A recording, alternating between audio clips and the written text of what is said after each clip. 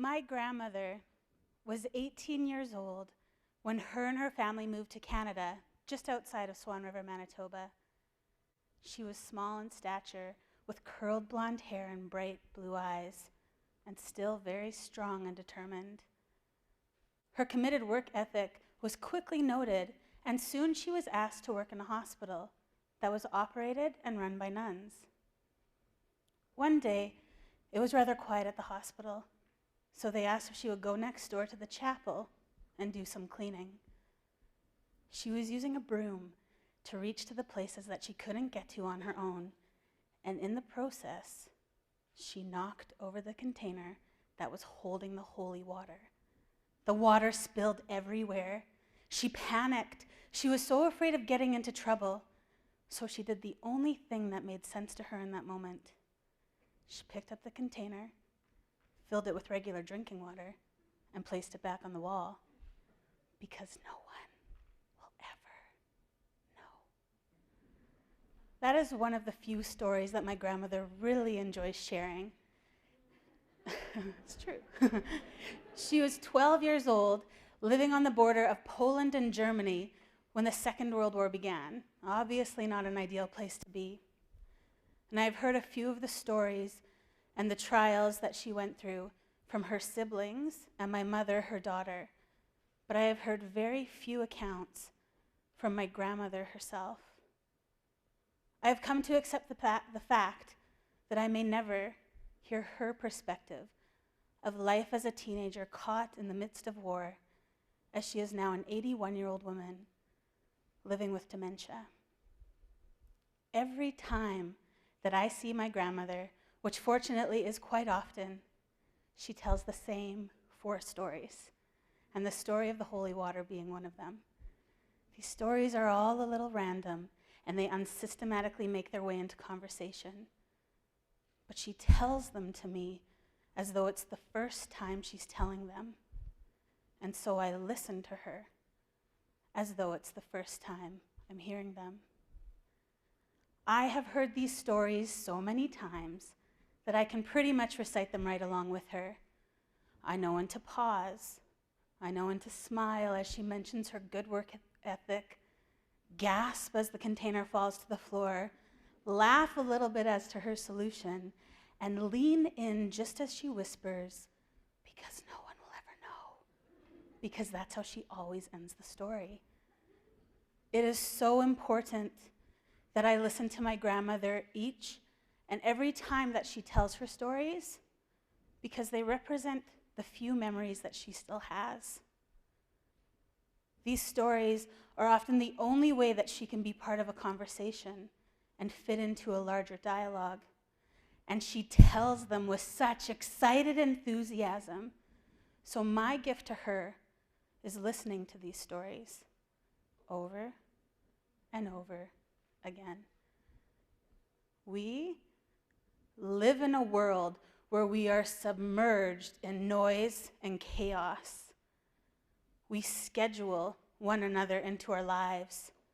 We post how we're feeling on digital walls. We are surrounded by news and thoughts, ideas, opinions, music, and car horns. And when the world finally comes to a close at the end of the night, we can still hear that faint buzz from the refrigerator and the dog barking next door. Our ears are constantly pulling in the sounds around us.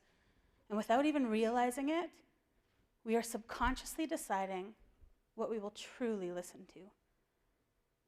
This past spring, I had a student from Nepal named Babita. Babita had only been in Canada for about a year, and she was only in grade 6, but she already valued her education and cherished the potential of what the English language could do for her future. We worked together in a group with other EAL students who were fairly confident in their English abilities. One day, Babita came to me and asked if she could meet with me, just her and I, one-on-one in my office. I talked to her classroom teacher, and we agreed that recess would be a great time. Just as the recess bell rang, Babita was already walking through my doorway, mid-sentence. She made her way across the room to the comfortable chair in the corner, talking all the while. She talked so much and she talked so quickly that when she finally took her first breath of air, I'm sure her lungs needed a moment to catch up. I was puzzled. And then I realized Babita hadn't come to me so that we could work on spelling. She didn't want to practice her reading. Babita didn't even want to have a conversation with me. She simply came to a place where she knew that someone would listen to her. She talked and she talked and she talked until the recess bell sounded again, and then she stood up and said, "Okay, goodbye," and left. I was rather perplexed, but all the while, completely inspired. People yearn for others to listen to them. People simply want someone to be fully present when they have something to say. We gravitate to those who make the time for us. Learning how to trust. Soon, once we recognize that we are being heard, we begin to reveal our pasts, our fears, our goals, and our hopes. All of us have a need to connect, and we do that through listening because it touches every aspect of our lives. In my opinion, listening is not meant to be a difficult task, and it's not meant to be an art.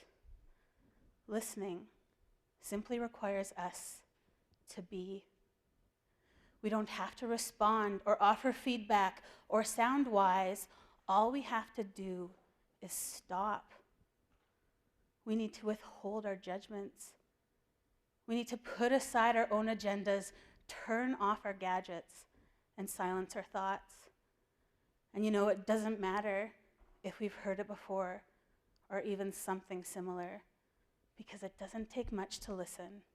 Just one more time. And as a teacher, I'm given the opportunity to talk a lot. So it's my responsibility to create that room so that listening can occur. I must continually remove those obstacles and distractions that so often get in the way, which more than likely is my own voice. Listening is the foundation to meaningful relationships. And relationships are the key to growth. And growth results in the recognition of other perspectives, which then ultimately fosters peace and true, meaningful learning. And I understand that those are large concepts, but I believe that it comes back to something as simple as listen. And so I'd like to tell you a story about my grandmother. My grandmother was 18 years old when her and her family moved to Canada, just outside of Swan River, Manitoba. She was small in stature, with curled blonde hair and bright blue eyes, yet still very strong and determined. Her committed work ethic was soon noted, and quickly she was asked to work in a hospital that was operated and run by nuns.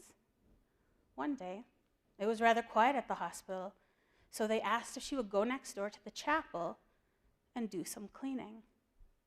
She was using a broom to reach to the places that she couldn't get to on her own, and in the process, she knocked over the holy water.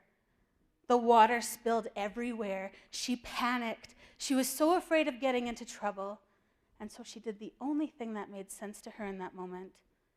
She picked up the container and filled it with regular drinking water, placing it back on the wall, because no